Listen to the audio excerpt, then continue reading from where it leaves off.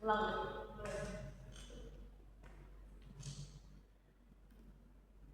Halo, selamat datang, selamat siang. Selamat siang. Oke, baik. Jadi pertemuan kita pada kali ini kita akan melakukan sesi konseling ya. Oke, sebelum sesi konseling ini kita mulai, perkenalkan nama saya Zarima ya. Nah, di sini saya sebagai fasilitator yang akan menemanimu awal sesi konseling hingga akhir nanti. Nah, nanti kamu bisa panggil saya Bu, Kak, ataupun Zarima saja. Jadi senang seperti itu ya. Nah, oke, sebelumnya dengan siapa kali ini saya akan melakukan sesi konseling? Saya Elok. Oke, jadi dengan Mbak Elok ya? Oke, Mbak Elok. Nah, sebelumnya apakah Mbak Elok itu sudah pernah melakukan sesi konseling? Belum sih. Oh, oke, jadi baru kali ini ya? Ya. Oke, nah karena nanti setelah Mbak Elok ini saya masih ada kepentingan yang lainnya, jadi sesi konseling kita kali ini saya batasi sampai dengan 30 menit ya kurang lebihnya. Nanti jika Mbak Elok ini merasa masih kurang, Mbak Elok bisa menghubungi saya kembali via chat dan kita akan langsung. Seperti itu ya Mbak Elok? Oke Mbak Elok. Nah, apakah sebelumnya Mbak Elok ini sudah nyaman dengan posisi duduk seperti ini? Sudah nyaman. Kalau suasananya gimana? Sudah enak juga sih. Oke, baik. Nah, oke Mbak Elok. Nah, karena Mbak Elok sudah baru kali ini melakukan sesi konseling, izinkan saya mau menjelaskan ya dalam peraturan kita selama sesi konseling nanti. Nah, jadi nanti Mbak Elok itu bebas ya mau mengatakan apa saja yang ingin Mbak Elok katakan itu nanti diceritakan saja. Nah, di sini kerahasiaannya itu akan Ibu jaga. Jadi cerita kita yang cukup sampai di sini saja, tidak akan sampai di luar. Nah, dalam konseling itu ada asas kerahasiaan. Jadi kerahasiaan itu tetap sangat dijaga ya Mbak Elok. Nah, tentunya nanti Mbak Elok tidak perlu khawatir lagi. Nah, yang kedua itu ada asas keterbukaan. Nah, di mana Mbak Elok nanti bebas bercerita apapun yang ingin Mbak Elok ceritakan dan juga diceritakan secara jujur ya Mbak Elok. Nah, yang ketiga ini ada asas kesukarelaan. Nah, jadi yang dimaksud kesukarelaan ini, Mbak Elok ini datang ke sini tanpa ada paksaan dari siapapun. Nah, kalau dari Mbak Elok sendiri nih, apakah Mbak Elok ada paksaan dari orang lain atau emang keinginan dari Mbak Elok sendiri? Keinginan dari diri sendiri sih. Oke, baik. Jadi sukarela ya ini. Ya betul. Nah, oke. Nah, selain itu, selama sesi konseling kita nanti, Mbak Elok di sini tidak boleh menyakiti diri Mbak Elok sendiri ya. Nah, apapun yang terjadi, dan Mbak Elok tidak boleh merusak apapun fasilitas yang ada di sini. Dan juga Mbak Elok tidak boleh menyakiti saya sebagai konselor Mbak Elok pada hari ini. Seperti itu ya Mbak Elok. Nah, oke Mbak Elok. Untuk kesibukannya Mbak Elok ini akhir-akhir ini apa Mbak? Aku ini sih Bu, ya organisasi, aku ikut beberapa banyak ekstrakurikuler juga, terus kelas ini sih kelas aja gitu. Tugas-tugasnya juga banyak. Oke, berarti cukup sibuk ya Mbak Elok ini?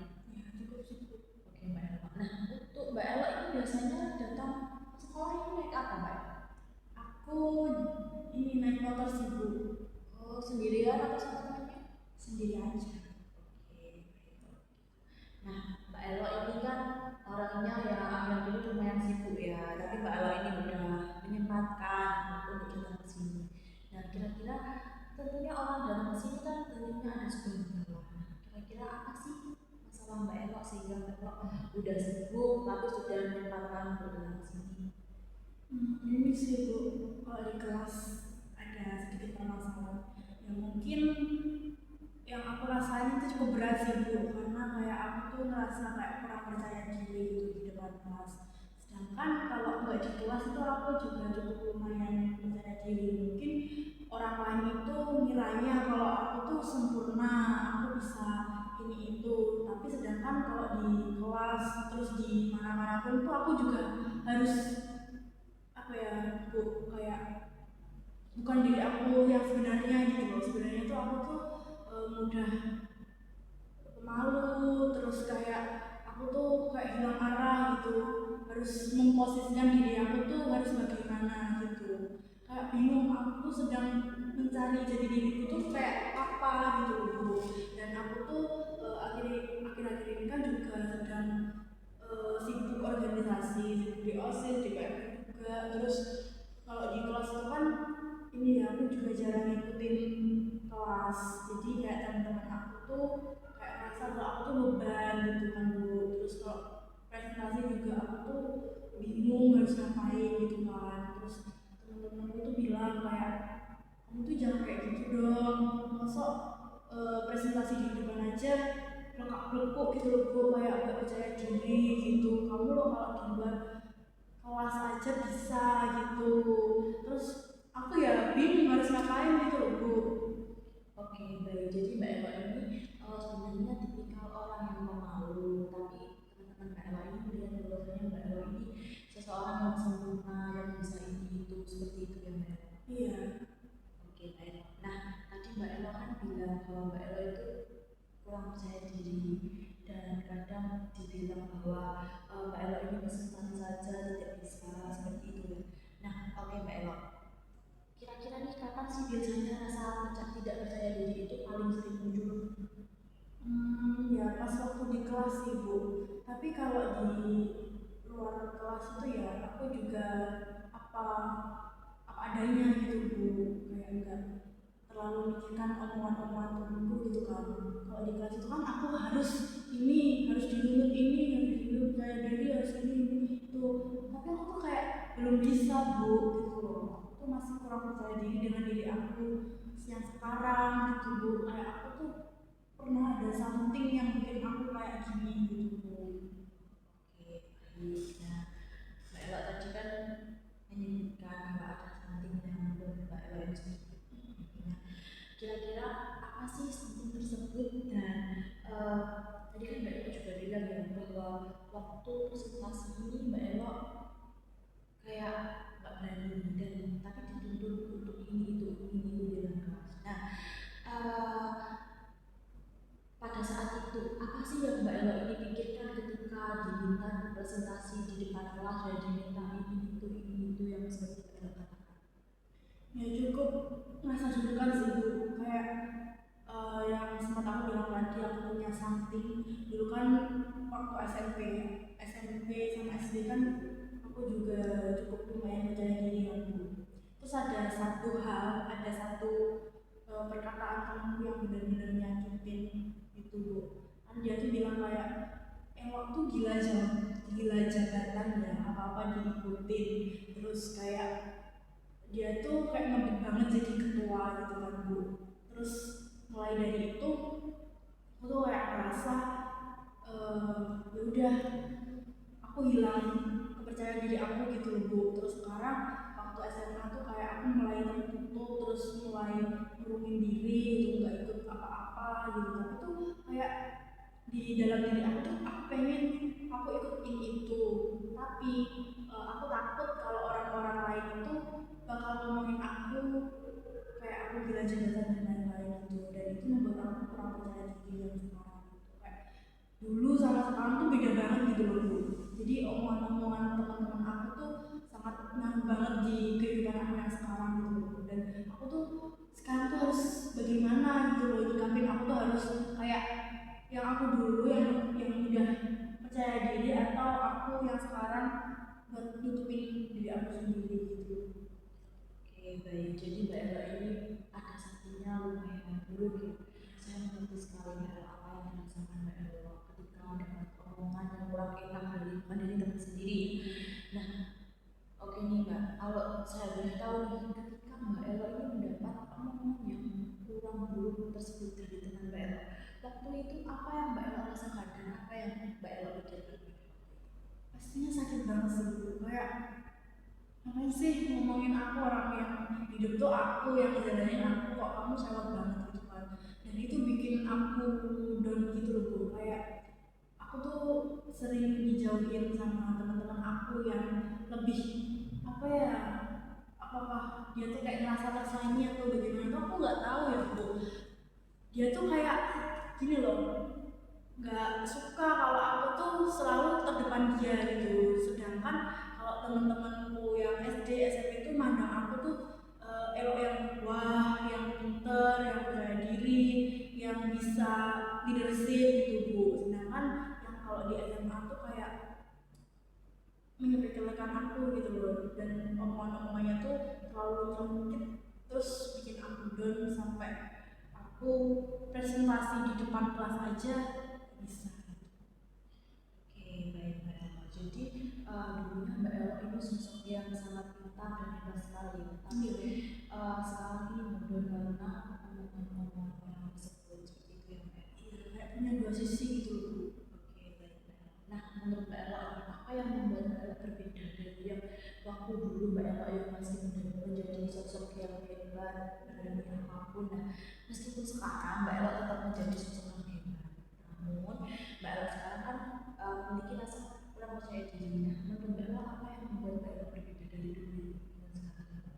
Ya kalau sekarang tuh mau ngapa-ngapain serba mikir ya Bu. Kalau dulu itu kan ya udah nekat gitu, mau nggak mau ya harus mau gitu kan. Kalau sekarang tuh kayak mikir dulu, lalu kayak kita laksanakan gitu, kayak mau mikirin gimana sih nanti kalau aku ngelakuin ini omongan orang tuh gimana ya, aku kalau ngelakuin ini omongan orang tuh gimana ya gitu. Oke, baik. Jadi Mbak Elo ini lebih memilih diam dan tidak memulai percakapan seperti itu. Iya, dan kalau aku diam terus kayak nggak mau memulai percakapan dengan orang baru gitu kan, orang-orang tuh mandang aku kayak apa ya, kayak beban, terus kayak troublemaker yang pendiam, yang introvert gitu. Sedangkan di sisi temen-temenku yang SMP sama SD tuh nggak kayak gitu sebenarnya. Terus aku tuh juga kayak dijauhin sama teman-temanku gitu sekarang. Ya mungkin di organisasi aku nggak dijauhin itu, mereka nerima aku dengan baik gitu. Tapi kalau di kelas tuh kayak sama aku tuh kayak males lebih jauh gitu. Dan sekarang tuh kalau di kelas aku juga udah gak punya circle sama sekali gitu. Jadi Mbak Elo sendirian ini saat ini. Iya, aku lebih sering main sama temanku organisasi sih Bu, daripada sama teman kelas. Nah ya gitu sih, toxic banget menurutnya mereka. Oke, baik. Jadi Mbak Elo ini lebih merasa diterima ketika Mbak Elo bersama teman-teman organisasi seperti itu. Iya, dan kan nggak selamanya 3 tahun itu kan aku sama temanku organisasi kan Bu. Ada satu masa nanti tahun 12 kan aku juga harus sama temanku SMA kan, temanku yang sekelas itu kan. Dan udah habis masa periodenya juga kan, dan gak mungkin lagi aku temenan terus sama temanku organisasi. Jadi aku mau nyesuaiin diri aku di dalam kelas tuh, aku takut kalau mereka nggak nerima aku gitu loh. Aku mau nyoba gitu tuh masih ada rasa takut gitu loh di diri aku. Nah, oke baik Mbak Elo. Tadi kan Mbak Elo juga menyebutkan ya bahwa Mbak Elo efeknya itu saat bertemu dengan orang baru Mbak Elo itu kayak nggak berani gitu. Nah, kira-kira apa sih yang biasanya Mbak Elo rasakan ketika Mbak Elo bertemu dengan orang baru? Ya kayak takut takut ngomong duluan gitu, dan takut kalau orang baru tuh nggak mau nerima aku gitu. Oke, baik. Jadi perasaan takut untuk diterima itu selalu mengenai Mbak Elo. Ya selalu. Oke, Mbak Elo. Nah, tadi Mbak Elo juga mengatakan bahwasanya Mbak Elo ini dalam organisasi lebih diterima dan di kelas kurang ya untuk diterima. Nah, dari Mbak Elo sendiri nih, ketika Mbak Elo sudah merasa diterima oleh sebuah kelompok tersebut, bagaimana perasaan Mbak Elo dan apakah Mbak Elo merasa menjadi sosok yang kurang percaya diri dalam lingkungan tersebut atau bagaimana? Ya enggak sih Bu, kayak aku menjadi diri aku sendiri gitu, diri aku yang terbentuk dari kecil di dalam rumah aku yang Haydn sampai SMP. Tapi kalau balik lagi di kelas ya udah balik lagi sisi aku yang diam, terus nggak mau sosialisasi ke mereka gitu. Bahkan kalau kelompokan pun kalau nggak diajak ya udah gitu, aku nggak mau sama mereka gitu. Soalnya ya takut kalau dibilang beban atau gimana gitu. Oke, Mbak Elo. Nah, Mbak Elo sudah hebat sekali ya bercerita. Nah, apa yang biasanya terjadi setelah Mbak Elo ini Mbak Elo takut dibanding dengan orang lain, takut tidak diterima orang lain. Nah, setelah Mbak Elo merasa seperti itu tuh apa yang terjadi dengan diri Mbak Elo? Maksudnya gimana? Kayak misalkan nih, Mbak Elo habis dapat omongan, nah habis itu Mbak Elo itu kayak nggak mau pertama kali terus karena tersebut. Nah kalau dari Mbak Elo sendiri itu bagaimana? Aku kayak merenung gitu bu, merenung terus apa ya, kayak mikir lagi gimana sih kesalahan aku, emang separah itu ya di kelas. Terus tapi balik lagi kalau di organisasi aku bisa cerita lagi gitu. Oke, baik. Jadi Mbak Elo di organisasi itu benar-benar menjadi sosok Mbak Elo yang benar-benar Mbak Elo ajak dulu ya. Iya. Oke, baik Mbak Elo. Nah, misal jika nih di dalam kelas tersebut, nah ketika Mbak Elo ini melihat teman lain yang aktif berbicara, presentasinya lancar, dan pokoknya orang itu tuh benar-benar berbicara lah, nah, depan umum. Nah, apa yang muncul dalam pikiran Mbak Elo ketika melihat teman yang benar-benar berbicara, diterima dalam kelas, tidak mendapatkan hal seperti itu, apa yang Mbak Elo pikirkan? Kayak awal-awalnya tuh kayak nyepelein gitu bu, kayak ih apaan sih, pasti gitu doang aku juga bisa gitu kan bu.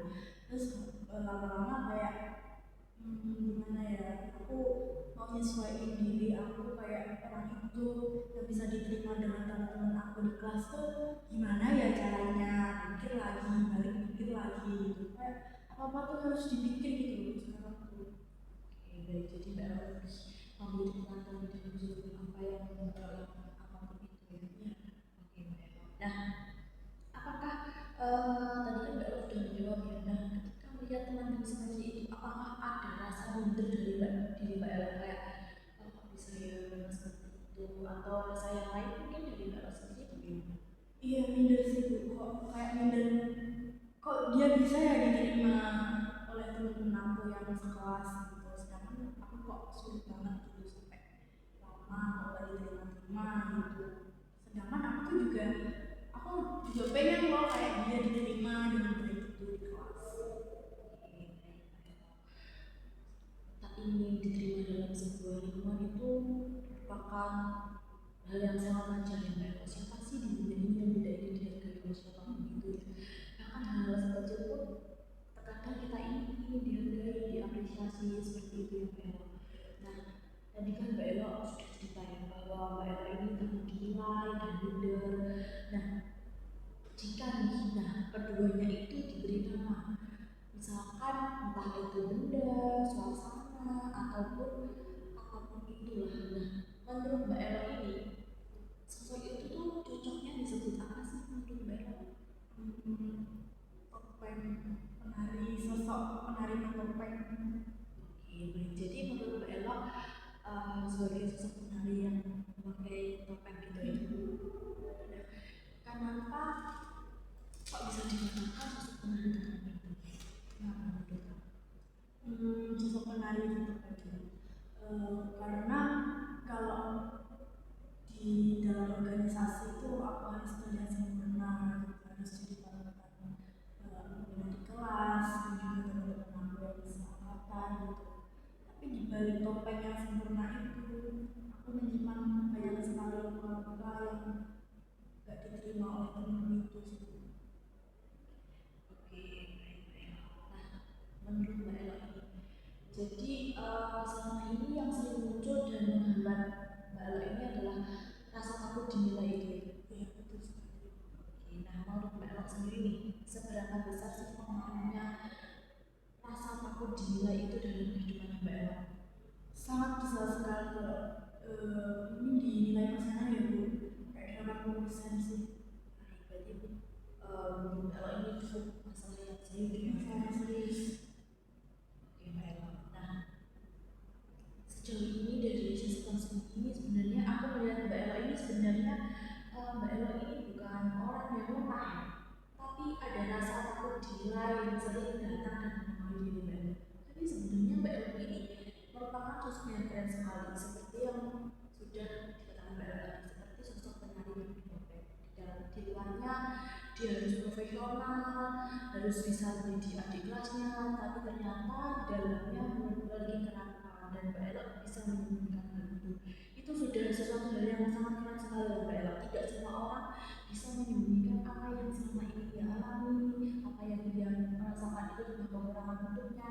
Tapi Mbak Elo untuk sejauh ini sangat keren sekali bisa melakukan pendidikan yang tersebut. Tapi nah, masalahnya bukan karena kamu ini tidak berharga ya Mbak Ella, tapi melainkan karena rasa takut itu tuh terlalu sering mengambil kendali di Mbak Ella. Kapan kapan sih biasanya rasa minder itu mulai muncul dan mempengaruhi cara Mbak Ella ini bertindak, entah hal apa gitu. Kalau pas ketemu teman aku sekelas itu, kalau nggak ketemu teman sekelas ya udah aku biasa aja gitu. Pokoknya kalau ketemu satu orang pun gitu aku mulai minder lagi, mulai mikir lagi, mulai takut lagi. Oke Mbak Ella, Mbak Ella kan tadi bilang ya kalau Mbak Ella diterima di organisasi terapi sama Mbak Ella. Mbak Ella ada sebuah acara di luar. Nah, Mbak Ella ini misalnya jadi sebuah MC, di mana MC kan ide di pokoknya yang paling menonjol dalam suatu acara. Tapi ada salah satu anggota teman Mbak Ella kelas ini datang. Apa perasaan Mbak Ella yang muncul? Deg-degan campur aduk, tapi antara antara takut sama antara harus ini sih Bu, harus percaya diri gitu. Soalnya juga bingung harus ngapain. Oke, nah, tapi Mbak Ella tetap menyelesaikan tanggung jawabnya sebagai MC atau Mbak Ella akan turun ingin digantikan dengan orang lain? Karena ini acaranya di luar kelas dan nggak melibatin teman-teman aku yang begitu banyak dan aku juga bertanggung jawab, mungkin aku akan percaya diri, aku akan menampilkan diri aku yang sebenarnya dan nggak murung lagi dan nggak takut lagi. Ya udah nggak peduli sama mereka yang datang, dan justru aku kayak mau ngebuktiin kalau aku tuh bisa. Oke, baik. Jadi sudah ada dorongan dari Mbak Ella sendiri. Tapi untuk sejauh ini apakah Mbak Ella sudah pernah menerapkan kayak aku sebenarnya bisa ingin membuktikan dengan lewat dengan teman-teman kelas ini? Pernah sih Bu, ini apa, aku bisa ngebuktiin bahwa di pemilihan ketua PMR itu aku bisa terpilih di 2 periode juga. Berarti kan teman-teman aku di luar sana kan kayak kelas 10, 11, 12 itu kan percaya bahwa kalau aku tuh bisa gitu, nggak ngandelin temenku yang sekelas itu doang sih.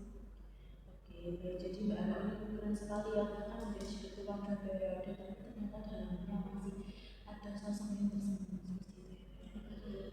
Nah, eh, jika di dalam di lingkungan kelas, kalau kan merasa kurang percaya dirinya di dalam lingkungan kelas.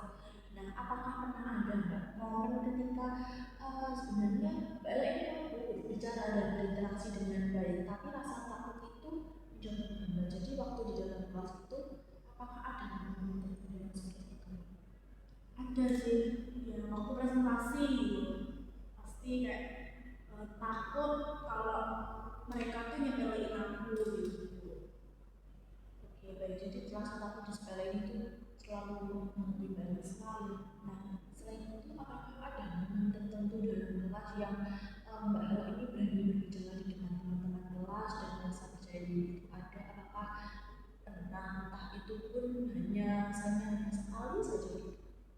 Mungkin pas waktu guru ngadain kuis sih Bu, kalau mereka biasanya kan cepet-cepetan siapa yang tahu ya angkat tangan gitu kan, terus aku bisa gitu, aku angkat tangan, temen-temenku nggak bisa kalau angkat tangan sendiri kan juga aku bisa ngebuktiin kalau aku tuh bisa dan aku berani gitu. Oke, baik. Jadi Mbak Ella ini berani ketika ada guru yang memberi kuis dalam kelas gitu. Ya. Jadi kalau misalkan nggak ada guru, Mbak Ella berani atau tidak? Mungkin belum tahu ya Bu, mungkin aku akan coba deh. Oke, baik. Untuk sejauh ini jadi belum pernah. Belum pernah, tapi setelah ibu membuka pandangan saya, aku kayak pengen coba balik ke diri aku yang sebenarnya gitu. Oke, baik Mbak Ella. Nah, menurut Mbak Ella, apa saja sih yang berubah dalam kehidupan Mbak Ella sejak rasa minder itu sering muncul? Yang munculnya itu dari lingkungan sekolah Mbak Ella. Mungkin ya ini kalau dulu kan sekolah semangat, selalu semangat SD SMP itu kan mau berangkat sekolah tuh semangat. Terus kalau sekarang tuh kayak mau berangkat sekolah tuh harus dibujuk-bujuk dulu sama orang tua gitu. Sih kalau nggak masuk kan, terus aku tuh lebih ini bu sering dispen daripada di kelas. Kayak menghindar. Berarti hal tersebut itu ngaruhnya lumayan besar ya sampai kayak sekolah pun harus dituju, harus pagi sering dispen juga ya. Oke, baik. Nah, kalau untuk pertanyaannya sendiri, apa dampaknya dari Mbak? Dampaknya ya kalau ada apa-apa dulu kan sama teman, terus sekarang nggak punya teman yang sekelas yang benar-benar kalau ngerjain tugas itu kalau bingung aku mau tanya siapa gitu loh kalau nggak ada teman gitu, jadi aku bingung kayak ya udah gitu teman-temanku kayak nggak percaya lagi. Oke, nah untuk sejauh ini Mbak Ella misalkan tanya itu kayak misalkan Mbak Ella nggak masuk ada tugas itu gimana? Tanyanya masih. Aku tanyanya ke ini sih langsung salah satu temanku, ketua kelas sih. Dia kayak masih ngayomin tapi yang kayak gitu kayak masa. Oke, baik. Nah, setelah itu apakah ada Mbak kesempatan yang sebenarnya hal ini tuh pengen Mbak Ella ambil, tapi akhirnya kamu hindari karena ada rasa takut itu. Apakah pernah Mbak? Pernah sih bu, Ada. pada waktu kesempatan ya, kesempatan pas temanku yang sesirkel itu yang sebenarnya di dalam kelas itu lagi nggak masuk, ya aku mulai kayak ngomong sama teman-teman aku yang lain, ternyata oh mereka tuh ya nerima aku gitu loh. Jangan kalau ada temanku yang seperti itu kayak aku nggak bisa buat ngomong gitu, aku malah takut kalau diomongin balik. Nah, jadi yang ditakuti Mbak Ella ternyata ini tidak satu kelas, tapi hanya sesuatu sekelompok geng tersebut saja. Iya. Oke. Nah, bagaimana perasaan ketika akhirnya Mbak Ella bisa menjadi lebih beda dari sebelumnya? Kayak ketika geng itu nggak ada, apa yang dirasakan Mbak Ella? Ya aku kayak jadi diri aku sendiri, terus oh ternyata teman-teman aku tuh yang selain itu, karena kayak mayoritas tuh sekelas tuh masuk ke geng itu gitu loh, kayak 25% tuh masuk ke geng tersebut gitu loh, sedangkan kalau teman aku yang ya udah kayak yang diam-diam yang urus-urus hidupnya itu kayak oh ternyata masih menerima aku ya, masih segan sama aku dan masih mau kenal sama aku gitu. Apalagi ketua kelasnya itu juga cukup mengayomi sih. Oke, baik. Apakah Mbak Ella merasa senang? Tentunya senang sekali sih Bu. Kayak gak ada beban gitu loh. Kalau biasanya denger kalau si ini nggak masuk gitu kan, mereka tuh satu ini ya, satu ekskul tari ya. Kalau tiap mau ada acara kan dia pasti disband kan, berapa ya, kayak bersepuluh itu ada bu sekelas itu, dia tuh kayak disband itu dan rasanya tuh kayak lega gitu loh Bu, di kelas tuh kayak gak ada beban lagi, gak ada yang dibebankan. Oke, baik Mbak Ella. Yuh, kok tahu men cok iki nek jeda piye?